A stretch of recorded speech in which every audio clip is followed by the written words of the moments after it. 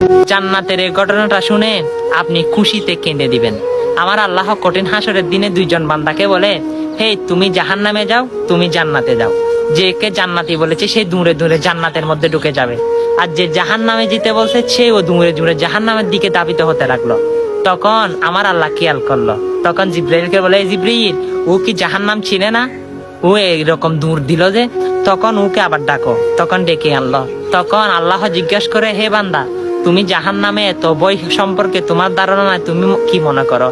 তখন সে বান্দা বলে, আল্লাহ দুনিয়া থাকাকালীন আপনার কথা শুনি নাই।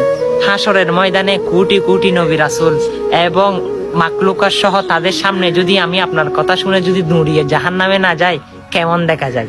আমার আল্লাহ বলে, হে বান্দা, তুমি দুনিয়াতে আমাকে এত ভালোবাসা দাও নাই, হাসরের ময়দানে এসে এত ভালোবাসা দিয়েছ, যাও সেটার স্বরূপ হচ্ছে তোমাকে আবার জান্নাতে পুনরায় দিয়ে দিলাম। সুবহানাল্লাহ। তখন দৌড়ে দৌড়ে তিনি জান্নাতের মধ্যে প্রবেশ করবেন। হ্যাঁ, সেটি আমার আল্লাহ এত দয়াবান।